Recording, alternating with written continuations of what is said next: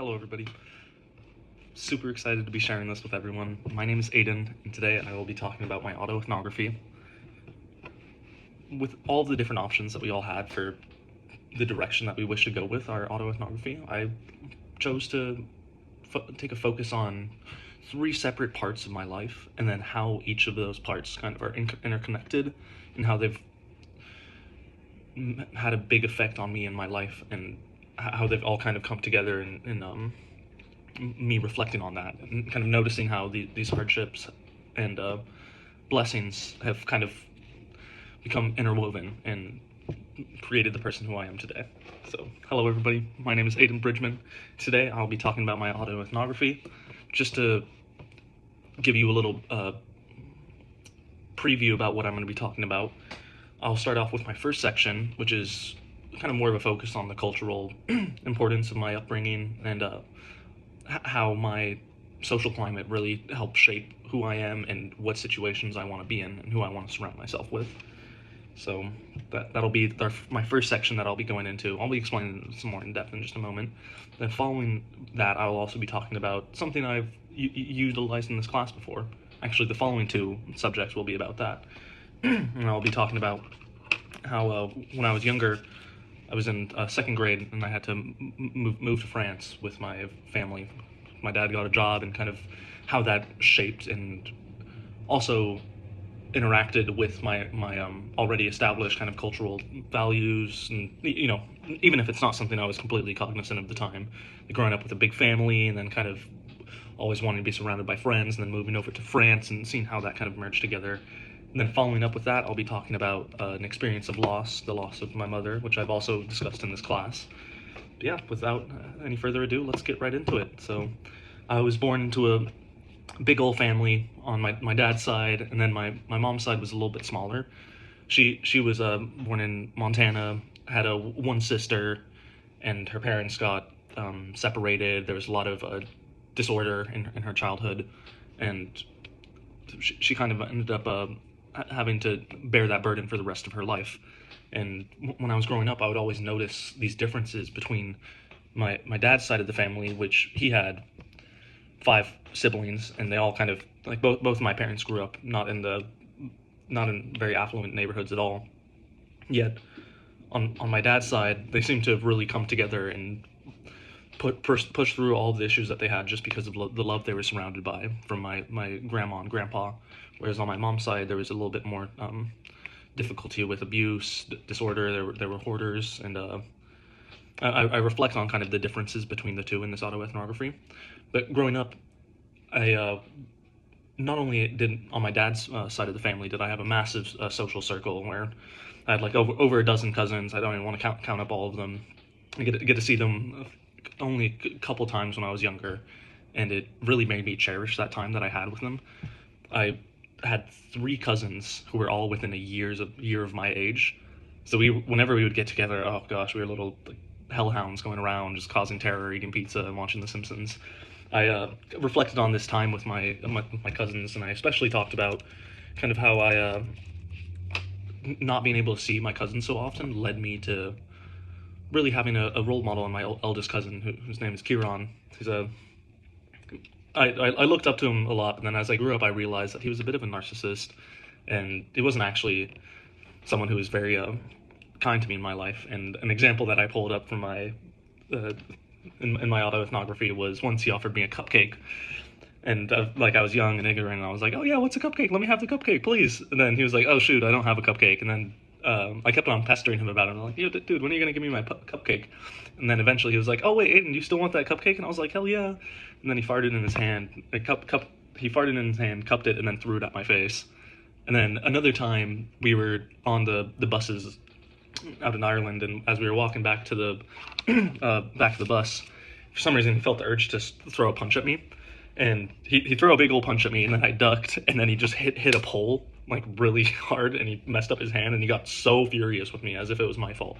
He tried to punch me and missed and hit a pole. But this big Irish family of mine, as well as the family friends that I grew up with, I had an upbringing where I had 2 other family friends, and what they would do is each of these 3 families would take a weekend where one of the families would look after all of the kids. I was the eldest child along with my family friends as well, so it was easier for them at the time. So we bounced around every weekend, and it's almost set up such a. It was just so instrumental in creating my enjoyment of being around people and surrounded by a big family, and it kind of really pushed me to want to have friends. And I loved hanging out with my buddies. We had such a fun time. Callan and Sonia were the two family friends that were my age that we would all go hang out with, and I realized that this kind of came into account when I was pardon me. This came into account when I eventually ventured out to France with my family, as my dad got a job out there, and originally it was supposed to be 2 years, and we moved out when I was in the second grade, and it was a really hard time for me because I feel like it was very instrumental in at that age where you're kind of given these narratives. You're like, oh, you're the super smart kid who's like everything comes naturally to you, or like you're not the brightest, but like you work hard, or like you're not much of an athlete, but you've got a sweet personality.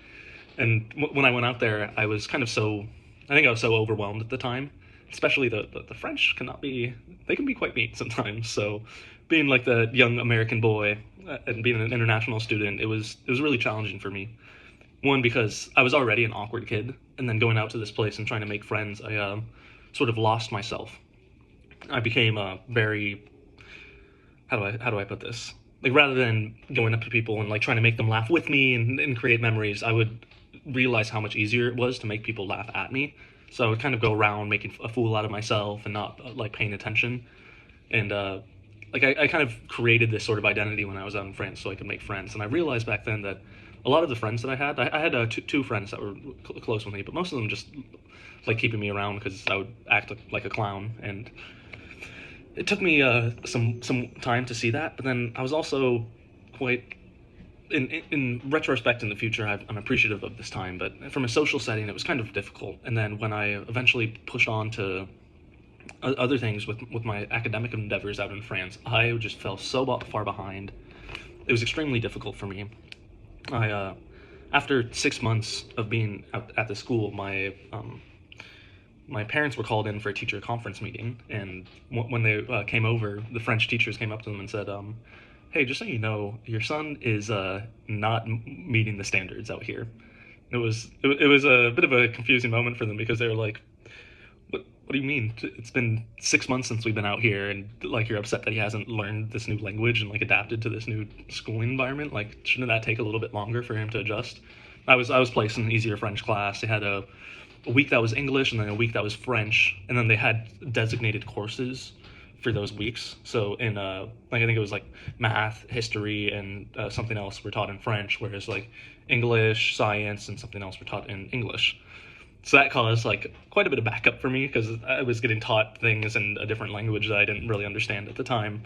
And although it did help me eventually learn French, those years of struggle, I feel like really kind of cemented an idea in my mind that I wasn't a stellar student, and kind of like, the self-fulfilling prophecy. I almost received a label of being like incapable of doing something. And like, not only was that happening with school. For example, I'll tell you a story about how they used to do some awards out there, and every week they would have a Student of the Week award, and then come the semester winding down, and as things come to a close, the teachers would be like, all right, like, who hasn't gotten an award yet? And then they would kind of give out pity awards. And this was such a humbling experience. It was so frustrating for me because I never got one, and of course I was like bouncing around being like, I haven't, like, it's my turn now. And the teachers were like, oh, okay. And then for some reason, all of the other students were just like, no, teacher, he has gotten an award. And I certainly know I did not. And yet I was kind of, not only did I not ever get the best student award for like all my time out there, even when I was like, had the chance to get a pity award, I was pushed away from that by my fellow students. It was a bit of a ruthless space, and it kind of pushed me away from, being as like outgoing and social. I feel like it kind of like caused me to, it really forced me to try my hardest to make friends, and that like brute work that I did with trying to make friends really taught me a lot. But at the same time, it kind of caused me to go into a shell. So I started playing like video games, where it was like an outlet where I felt like I could succeed. That was really helpful for me. I also I was big into sports, like pretty much my whole life I have been, but I've never been a stellar athlete until my later years, where I kind of changed my fixed mindset into a growth mindset. But for so long, I was just unable to really gain the confidence to go out and like push myself and really try hard. And especially on these French teams, like they take the sport so seriously out there. I went from playing recreational soccer where everybody gets a participation trophy to joining a team where you can practice as much as you want with them, but that doesn't mean you'll ever get invited out to the games. It was just a really stark difference. It kind of pushed me away from really wanting to dive into sports. But when I eventually returned back from France, there was a bit of a reintegration with my old friends. For a moment, I always thought things could be a little challenging and difficult, but they ended up working out quite well. First time I saw my best friend Callan after coming back from France, I remember him. In retrospect, when we talk about it now, I thought he looked so funny because he had these shades on, and then when he had his shades on, it caused his hair to like poke out from his ears like this. And I just remember him looking really goofy in the moment and laughing about it. I brought that up to him, and then he humbled me. He said, "Yeah, I remember looking at you at the time and being like, damn, my boy Aiden got chubby." Well, that was something that I kind of struggled with for a little bit, especially because a lot of my close friends in the U.S. were all extremely athletic, and I wasn't really up to the same bar as them. So whenever I would like play sports with them, I would just like kind of be reminded like, oh, you're not as good as them, so you're not a good athlete. But in reality, they were just like excellent athletes, and I hadn't been putting as much time into it. But readjusting back over to school in the States was a little bit easier. It took me a couple years to realize that with enough hard work, I'd be able to push myself and achieve things. And it doesn't matter if other people can do it easier than me. It just matters that I get it done. And I just try to keep on the same pace. But eventually coming back, I also talked about this in another one of my videos, but in my later years of high school, I kind of suffered from a traumatic experience with losing my mom and the passing of her. And as much as it was such a it's hard to even put words to that time. It was just such a mess, really. But as difficult as that time was, and I like really tried to remember her for the person that she was throughout her whole life. One of the teachings that I received in school at the time was about Slaughterhouse-Five, and our teacher taught us about these aliens in the book, how they seem timed through a whole circular process where, for example, say if they saw me, they would see me as the baby that I was born as, and then also as the dying old man that I will be, and everything in between. And this perspective really spoke to me when I was in my years of high school and dealing with grief and kind of trying to think of my mom, not for the person that she was in her last years of life, but for the wonderful person that she was. And I even have this little notebook of hers that she wrote from when I was born. You can see it's like, it's backwards, but it says, "One day this book will belong to Aiden Samuel Bridgman." She started this like in March 21st, 2022. So she'd been writing, even June 2001. There's a page where she said, like people have said it many times before, that you'd be my dearest and that I'd protect you with my life. But I always brushed that aside, and I thought it wouldn't change my life that much, like in that way, and that I'd still be me, is all what she wrote. And it is difficult to read some of this stuff, as you can see, but it is so awesome to have this. And then she said, it won't change my life that much in that way, and I'd still be me, and I'd repent in some ways, or like whatever. She pretty much says I didn't really fully accept that until I saw you. And it was just really intense to read that, because she eventually ended up having to deal with burdens that were too heavy for her, and she came down with cancer, and then eventually kind of lost herself in putting herself back together, got lost in all these medications that the doctors were putting her on.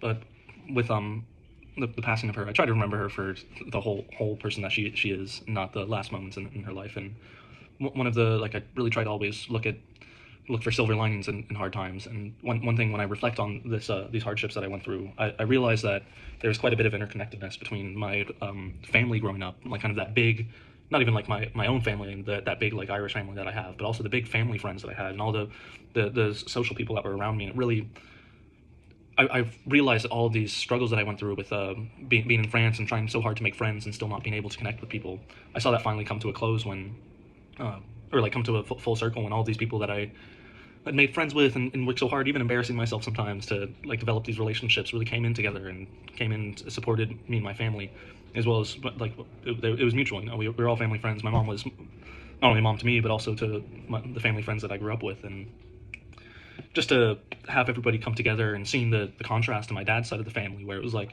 when that news was passed out that my mom passed and my dad was calling his siblings, it was like everybody was like dropped the anything that was on their plate and just they were just like, first flight over, I'll be right there with you. Like I can't. And it was beautiful to see this family come together, as well as my friends really came in and held me up. I had friends who would come over and sleep over at my house during the weekdays just so I wouldn't have to deal with all the stress that was in my head. And it really reminded me how important it is to have people around in your life, and whether that be family or even family friends or friends that you make, we need people to lean on in tough times. And when I contrast that with my mom's side of the family, like her sister and her mom came down, but her dad didn't even show up to her funeral because it was really hard for him. But at the same time, he'd never come down to visit us in California our whole lives there.